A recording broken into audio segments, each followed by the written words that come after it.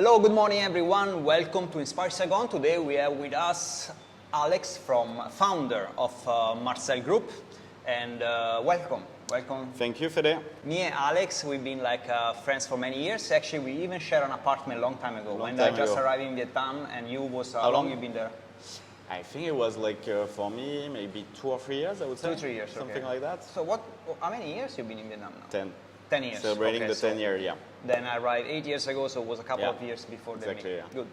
So I want to ask you a few questions because maybe people are going to be very interested on your career. I remember you was before in marketing, but before than that, I want to know how you arrived in Saigon. You're from Paris, so Paris to Saigon. What was the Paris to Saigon? So I studied law basically in Paris. I was not really I knew that I was not going to do that professionally, so I just wanted to find a student exchange in order to live. And at that time also, those exchange, there was the one in Vietnam, and we knew that you go there, you travel, you get good grades, and then you get your year more easily. So that was the idea. I wanted to get out of Paris and to travel and to have an adventure basically. So that's the first time I came to Vietnam. It was wow, it was in 2012, I would say, you see, more than 12 years ago. Vietnam was completely different, and we were actually living in Can Tho. So in the Mekong Delta, the Mekong Delta, So we had a big house. We were 12 students, and it was completely the unknown for us. And as you can imagine, Vietnam was quite different, and Can Tho even more in the Mekong Delta. So there was I remember there was one Western restaurant. It was called Cappuccino. Italian restaurant, but they were doing everything. The risotto was not a risotto, but we were happy with that, because it was a bit of Western food, and I think maybe one Lotteria or one KFC, something like that. So it was a good experience. We were not studying a lot. We traveled a lot. I think I didn't encounter Vietnam that well because we were more focused on partying, traveling. So it was kind of the place we stay, but I had a good feeling with it, basically. After that, came back to France, finished my studies. I switched to media production, basically. And then I had the choice, to get a job that I was not completely into in Paris, or there was this opportunity in Vietnam to do a video production, basically. And I also had friends who were living there, So I chose to go back to Vietnam and to take some risk, basically, and went to this small agency, digital agency, with maybe 10 people. It was in District 10, so really further. So it was a real adventure when I arrived, honestly. So that's how I came here, basically. Let's go to the interesting part now. Yeah. The idea of Marcel Burger for the first time, right? Yeah. Where it come from? Well, it came from Paris, honestly, where I feel like Paris was it's a food city, So I think it's a bit in advance compared to a place like Saigon. At that moment, so it was in 2017 that we had the idea of Marcel, basically. There was many concepts in Paris that were doing gourmet burgers, basically. So,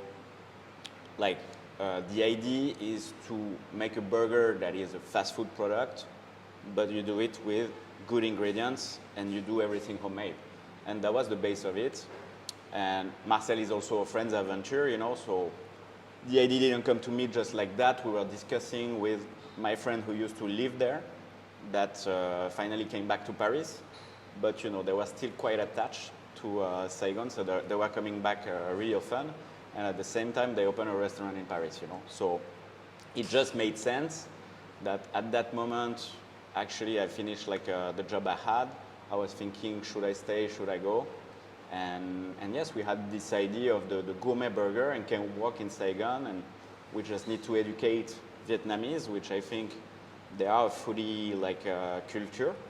So we thought there's a market for gourmet burgers. No one is doing it. There was maybe one restaurant doing it at that time, and you don't make a business on expats. Yeah. But we knew also that, you know, we have like enough, like there's a clientele with the expats that want that. So that is why, you know, after you check a bit the market, you talk to suppliers, you try to understand a bit, is it doable or not? At that time, I think, you know, as you know, you open many business also. There are things that seem so complicated that today you're like, okay, it's so simple. For example, opening a company, I remember at that time, it took us like almost 3 months, you know. Like, yeah, for us, yeah. It was complicated, Same. all that, so. Now it takes like, it. I just opened like one little branch, it take me 2 sign and 5 minutes. Last time it would take me yeah, it was so complicated, so yes. today it's pretty easy. But yeah, so that's it. We discussed a bit together, and the idea was that I was going to be the one that stayed there, so the main partner basically operating here. But you know, they like my partner mostly involved more, little by little. And yes, I mean, like we decided to start, and that's all. I see you are very creative because during your career I follow all your steps and all your business that you open. Yeah. And I see you come out very often with a new concept, new strategy, new marketing campaign.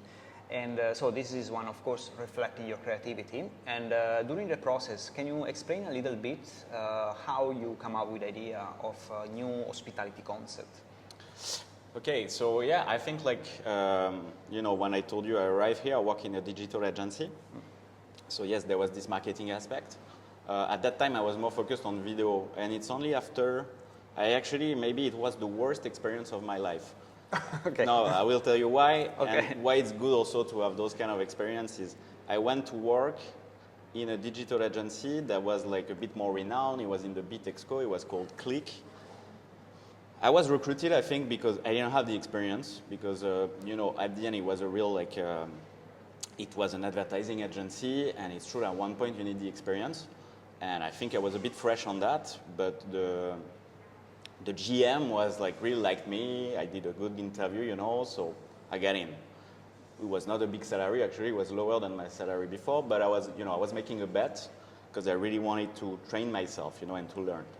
And I arrived, and the problem was that the person that was the head of my team, she hated my guts, and she knew that I was not experienced. She didn't want to give me a proper shot, you know. So I felt extremely like I work on confidence, you know. If I'm not confident in something, I'm going to fail. And if I'm confident, I can do anything, you know. And a lot of people are like that. So there, I was completely unconfident. I remember like it was the worst. But the fact is, being there, I still learned a lot of things. To do decks, to understand how to come up with like the idea of the advertising process, because you're going to have a clients that come and say, how can you solve that problem? And you create a campaign based on that. I kind of apply the same thing to F&B concept. Okay. Sometimes I feel I'm better at doing decks than the restaurant itself, you know, the conceptualization part. But I would say it's a bit the same. Like when I think about a concept, I want to solve a problem in a way. I want to understand who's my target customer. And then I feel like, yeah, I feel I'm pretty creative in a way. That's the part that interests me, you know, like I like to come up with new recipes. Like I want to do something a bit new. I think thinking about things that are not there already. Of course, you're going to find ref of concepts that you like. So it's a bit of a mix of all that, but yeah, I mean, like for me, it's about solving a problem and trying also to do the best in every aspect, you know. So you want to have a nice branding. Food-wise, obviously, you're in F&B, so you need to make it good. All that, you know. Like I feel today, I would say one little difference is I believe like the linear approach of marketing for restaurants doesn't really work. I would say like you can do a lot of ads and things like that. I think today is not really about that. I think the restaurant that work is the one that have good storytelling. Doesn't maybe like, you know, do a lot of ads and push on that, but it's more going to be about the branding, the storytelling, what they convey, choosing the right location, the right interior design, the right identity, and then I think you build on that. But yes, I think that's the most successful in Saigon rather than the one who are pushing more with ads. And so yeah, I think it's about having a proper approach, you know, and thinking about your concept like all the way. And that's what I always try to do, basically. Oh, the deck. The deck is a business plan, and the business plan you can use in two ways. One for yourself as a guideline, another one for investors. So tell me, how you managed to raise funds here in Vietnam? What was your secret sauce? Well, no, I think like as you say, like when you have a business idea and when you want to set up a business, the first start is like you do the deck for you basically, because you know, you need to organize your chain of thoughts and you need to answer all the questions you can think of when it comes to the business. You need to raise every aspect. So I think it's kind of like once you're done with it, you can really move, you know, like so that's really the base. And then obviously that tool, you can also use it then to find investor. It depends here because, you know, like in Europe, I feel it's going to be easier to raise funds because you have the possibility to go to the banks, and if they believe in your business plan, you can raise funds basically. Here it's more complicated because you cannot do that with the banks. Even being an expat, you know, it's more complicated. So the only option is either you have the funds or you go seek private investor, because all the VC fund is, if you don't have a business yet that's a certain size, they're not gonna, you cannot approach them basically. So yeah, I think after it's about your capacity to sell the business and make them believe On your idea. Yeah, on your idea. So obviously I think the strengths that I have, and sometimes I tell you I feel I'm better doing decks than even operating the business. Maybe that's my favorite part.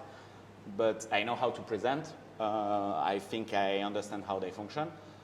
I feel in my case, the fact is that our investor wanted to invest in F&B. They were looking for a business to invest in F&B. I feel on our positioning, on the type of business we had, on, you know, the fact that there was me, my partner, I think it worked. We're syncing basically, so I think it started like that. Then it doesn't always work. For us, it was complicated, to be honest.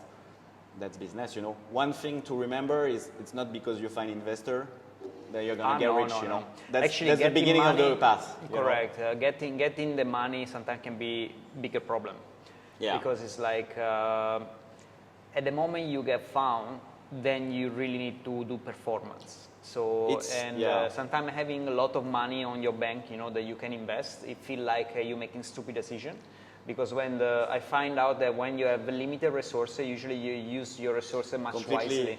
You completely change. Like my friend told me, like we were discussing about Marcel and, you know, how it ended, and he told me like you were a better like founder than a CEO, and you know you could take it in a bad way, but I think it was right. And it's true that it completely changed your mindset. Correct. Once you're invested, it's not like, oh, like I get money, I can play with it. Like I don't think I had that shitty mindset at any point, but it's not the same. Yeah.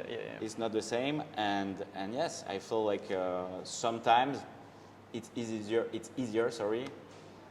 to do it by yourself, because yes, the mindset will be different, and it's true. I feel like in Vietnam, the business that succeed the most are the ones that funded themselves, and understand that Vietnamese market is an up and down market, so you need to be careful.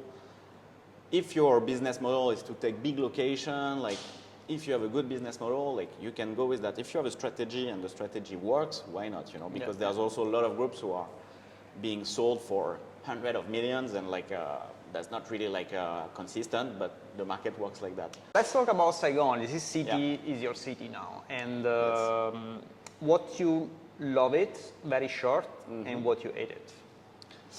Okay, I think like what we love in Saigon, for people who have been there for quite long, but also people who come, who have been there more recently, is that everything is easy, okay? Like the life here is pretty good.